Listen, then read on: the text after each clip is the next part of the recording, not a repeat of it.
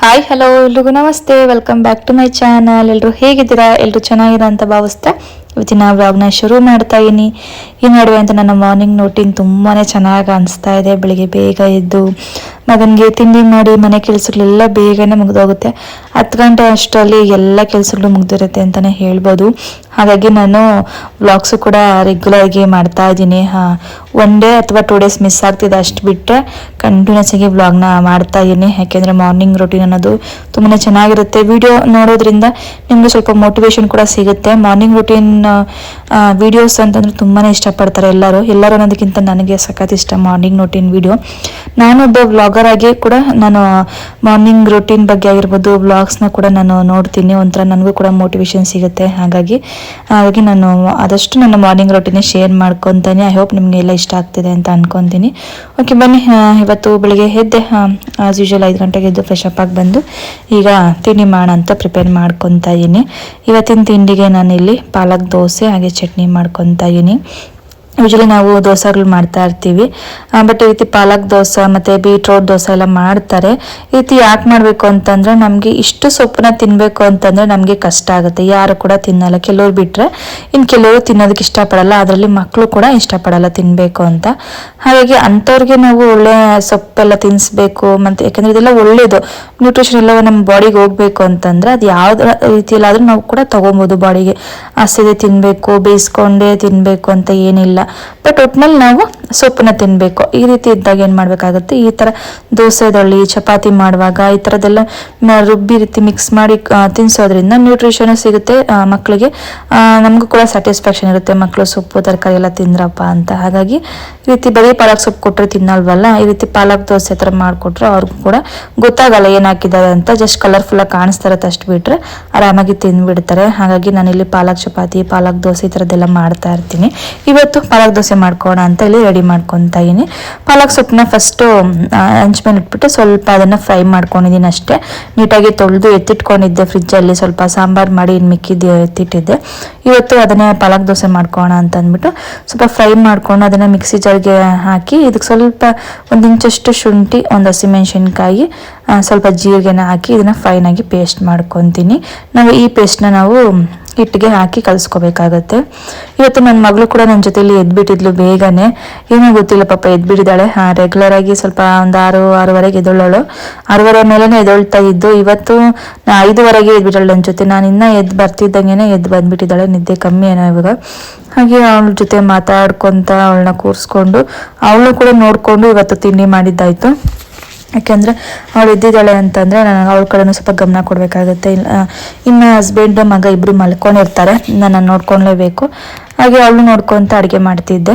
ಹಾಗೆ ಇವಾಗ ಪೇಸ್ಟ್ ಮಾಡ್ಕೊಂಡಲ್ವ, ಆ ಪೇಸ್ಟ್ನ ಇವಾಗ ಇಲ್ಲಿ ದೋಸೆ ಬ್ಯಾಟರ್ಗೆ ಮಿಕ್ಸ್ ಮಾಡ್ಕೊತಾ ಇದ್ದೀನಿ. ಸ್ವಲ್ಪ ಉಪ್ಪನ್ನು ಕೂಡ ಆ್ಯಡ್ ಮಾಡ್ಕೊತಾ ಇದ್ದೀನಿ. ಸಖತ್ತಾಗಿತ್ತು ಅಂತಲೇ ಹೇಳ್ಬೋದು. ನೋಡಿ, ಬ್ಯಾಟರ್ ಅಂತೂ ತುಂಬಾ ಚೆನ್ನಾಗಿತ್ತು. ನಾನು ಆಲ್ರೆಡಿ ಲಾಸ್ಟ್ ವ್ಲಾಗಲ್ಲಿ ತೋರಿಸಿದ್ದೀನಿ ನನ್ನ ಬ್ಯಾಟರ್ನ ಯಾವ ರೀತಿ ಪ್ರಿಪೇರ್ ಮಾಡ್ಕೊಂಡೆ ಅಂತ ಅಂದ್ಬಿಟ್ಟು. ಅದು ಸೇಮ್ ಬ್ಯಾಟರೇ. ಅಕ್ಕಿ, ಕಡಲೆಕಾಳು ಮತ್ತು ಹೆಸರು ಕಾಳು, ಮಸೂರ್ ದಾಲ್ ಎಲ್ಲ ಆ್ಯಡ್ ಮಾಡಿದ್ನಲ್ವ, ಅದೇ ಬ್ಯಾಟರೇ ಇದು ದೋಸೆ ಬ್ಯಾಟರು. ಇಡ್ಲಿ ಮಾಡ್ಕೋಬೋದು, ದೋಸೆನೂ ಮಾಡ್ಕೋಬೋದು, ನಿಮ್ಮ ಇಷ್ಟ. ಅದೇ ಬ್ಯಾಟರ್ಗೆ ನಾನು ಇವಾಗ ಇಲ್ಲಿ ಪಾಲಕ್ ಸೊಪ್ಪು ಹಾಕಿ ಮಾಡ್ಕೊತಿರೋದು. ಪಾಲಕ್ ದೋಸೆ ಮಾಡೋಣ ಅಂತ ಅಂದ್ಬಿಟ್ಟು ಎಕ್ಸ್ಟ್ರಾ ನ್ಯೂಟ್ರಿಷನ್. ಇಲ್ಲಿ ಬ್ಯಾಟರ್ ಒಳಗೆ ಮಿಕ್ಸ್ ದಾಲು ಕೂಡ ಇದೆ, ಹಾಗೆ ಪಾಲಕ್ ಸೊಪ್ಪನ್ನು ಕೂಡ ಆ್ಯಡ್ ಮಾಡೋದ್ರಿಂದ ಒಂದು ಹೆಲ್ತಿ ದೋಸೆ ಅಂತಲೇ ಹೇಳ್ಬೋದು. ವೆಯ್ಟ್ ಲಾಸ್ ಮಾಡೋರು, ಫಿಟ್ ಆಗಿರೋರು, ಡಯಾಬಿಟೀಸ್ ಇರೋರು ಎಲ್ಲನೂ ಕೂಡ ಆರಾಮಾಗಿ ತಗೋಬೋದು ಈ ದೋಸೆನ ಅಂತ ಹೇಳ್ಬೋದು. ಫೈನಲಿ ಬ್ಯಾಟರ್ ರೆಡಿ ಆಯಿತು. ಹಾಗೆ ಚಟ್ನಿನೂ ಕೂಡ ಮಾಡಿಕೊಂಡೆ. ಇವತ್ತು ಬರೀ ಕಾಯಿ ಕಡಲೆಪಪ್ಪು ಹಾಕಿ ಕಾಯಿ ಚಟ್ನಿ ಥರ ಮಾಡ್ಕೊಂಡಿದ್ದೀನಿ ಅಷ್ಟೇ. ಸಿಂಪಲ್ಲಾಗಿ ಗಟ್ಟಿಯಾಗಿ ರುಬ್ಕೊಂಡಿದ್ದೀನಿ. ಮಗನಿಗೆ ಬಾಕ್ಸ್ಗೆ ಹಾಕೊಡೋದಕ್ಕೆ ಸ್ವಲ್ಪ ಗಟ್ಟಿಯಾಗಿ ರುಬ್ಬೋದ್ರಿಂದ ಸ್ವಲ್ಪ ಸೋರೋದೆಲ್ಲ ಆಗಲ್ಲ ಬಾಕ್ಸಲ್ಲಿ. ಹಾಗೆ ನಾನಿಲ್ಲಿ ಇವತ್ತು ದೋಸೆನ ಡಿಫ್ರೆಂಟಾಗಿ ಹಾಕ್ಕೊಡ್ತಾ ಇದ್ದೀನಿ ನನ್ನ ಮಗನಿಗೋಸ್ಕರ. ಅವನಿಗೆ ಸ್ವಲ್ಪ ಸರ್ಪ್ರೈಸ್ ಆಗಿರಲಿ ಅಂತ ಅಂದ್ಬಿಟ್ಟು.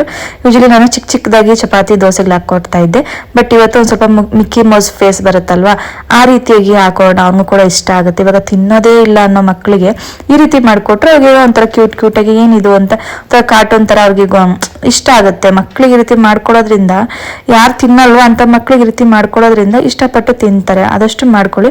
ಆ್ಯಕ್ಚುಲಿ ಹೇಳ್ಬೇಕು ಅಂತಂದ್ರೆ ನನ್ನ ಮಕ್ಕಳಿಗೆ ಇಷ್ಟೆಲ್ಲ ಸರ್ಕಸ್ ಮಾಡೋ ಅಂಥ ಅವಶ್ಯಕತೆನೇ ಇಲ್ಲ. ಈ ಥರ ಹಾಕೊಡೋದು, ಆ ಥರ ಕೊಡೋದು. ಯಾಕೆಂದರೆ ಹೆಂಗೆ ಮಾಡಿದ್ರು ತಿಂತಾರೆ. ನಾನು ಚಿಕ್ಕ ವಯಸ್ಸಿಂದ ರೂಢಿ ಮಾಡೋದ್ರಿಂದ ಅವ್ರಿಗೇನು ನನಗೆ ತಿನ್ನೋ ವಿಷಯದಲ್ಲಿ ಅಂದರೆ ತಿನ್ನಲ್ಲ ಅನ್ನೋ ತೊಂದರೆ ಇಲ್ಲ ನನಗೆ.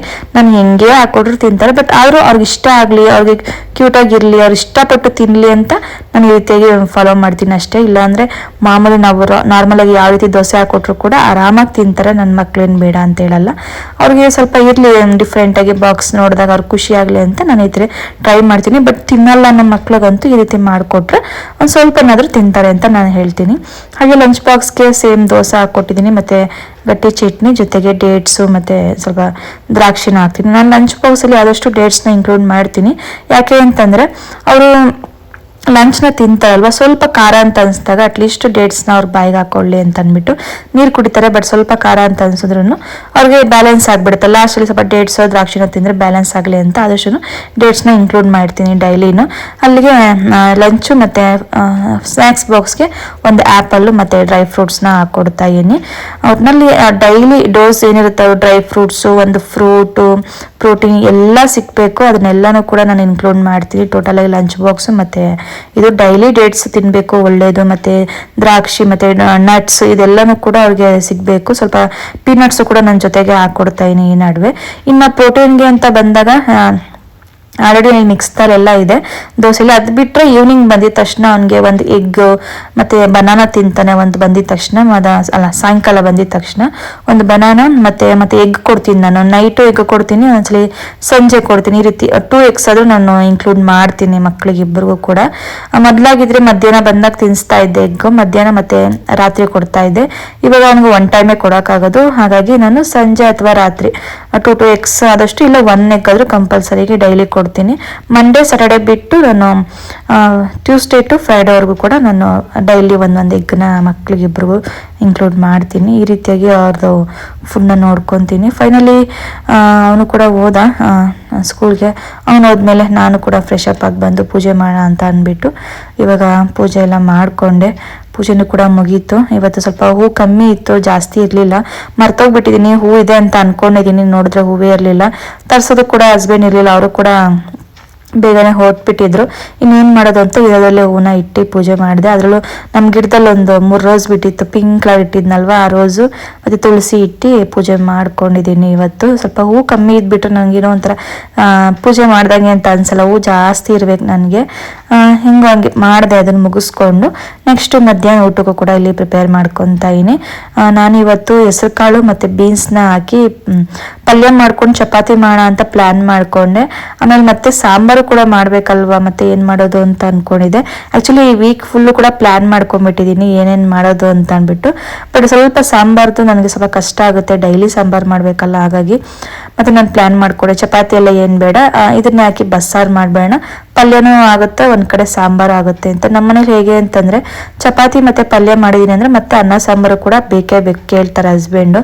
ನಾನು ಇಷ್ಟ ಐಟಮು ಕೂಡ ಮಾಡಬೇಕಾಗುತ್ತೆ, ಬರೀ ಚಪಾತಿ ಪಲ್ಯ ಅಂತೂ ಮಾಡೋದಕ್ಕಾಗಲ್ಲ. ಅದೊಂದು ನನಗೆ ಚಿಂತೆ ಆಗಿಬಿಟ್ಟಿತ್ತು ಏನಪ್ಪ ಮಾಡೋದು ಸಾಂಬಾರು ಅಂತ. ಹಾಗಾಗಿ ಚಪಾತಿ ಕ್ಯಾನ್ಸಲ್ ಮಾಡಿಬಿಟ್ಟು ಮುದ್ದೆ ಬಸ್ಸಾರು ಮಾಡ್ಕೊಳ್ಳೋಣ, ಪಲ್ಯನೂ ಇರುತ್ತೆ, ಮುದ್ದೆ ತಿನ್ನೋಣ ಅಂತ ಅಂದ್ಬಿಟ್ಟು ಫೈನಲಿ ಪ್ಲ್ಯಾನ್ ಮಾಡಿಕೊಂಡು ಇವಾಗ ಬೀನ್ಸು ಮತ್ತು ಹೆಸರು ಕಾಳನ್ನ ಹಾಕಿ ಬಸ್ಸಾರು ಮಾಡ್ಕೊತಾ ಇದ್ದೀನಿ. ನಾಟಿ ಬೀನ್ಸ್ ಹಾಕಿದ್ದೆ, ಸಖತ್ತಾಗಿತ್ತು ಪಲ್ಯ ಅಂತೂ. ಇದರಲ್ಲಿ ಫೈಬರ್ ತುಂಬಾ ಚೆನ್ನಾಗಿರುತ್ತೆ. ವಾರದಲ್ಲಿ 1 ದಿವಸ ಆದರೂ ಹೆಸರು ಕಾಳು ಬೀನ್ಸ್ ಪಲ್ಯನ ಮಾಡಲೇಬೇಕು.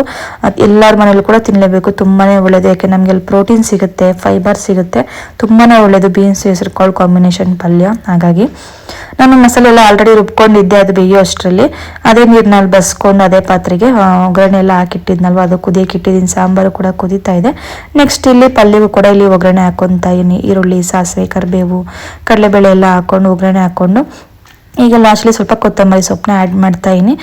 ನಾನು ಇವತ್ತು ಕಾಯಿ ತುರಿ ಏನೂ ಆಗ್ತಾ ಇಲ್ಲ, ಸಾಕಿಷ್ಟೇ ಸಿಂಪಲ್ಲಾಗಿ ಅಂತ ಅಂದ್ಬಿಟ್ಟು ನಾನು ಕಾಯಿ ತುರಿ ಸ್ಕಿಪ್ ಮಾಡಿದ್ದೀನಿ ಇವತ್ತು. ಆ್ಯಕ್ಚುಲಿ ಮಿಸ್ ಮಾಡಲ್ಲ ನಾನು ಪಲ್ಯಗಳಿಗೆ, ಬಟ್ ನನ್ನ ಹಸ್ಬೆಂಡ್ ಸ್ವಲ್ಪ ಗ್ಯಾಸ್ಟ್ರಿಕ್ ಅಂತಿದ್ರು, ಹಾಗಾಗಿ ನಾನು ಕಾಯಿ ತುರಿನ ಸ್ಕಿಪ್ ಮಾಡಿದೆ ಇವತ್ತು.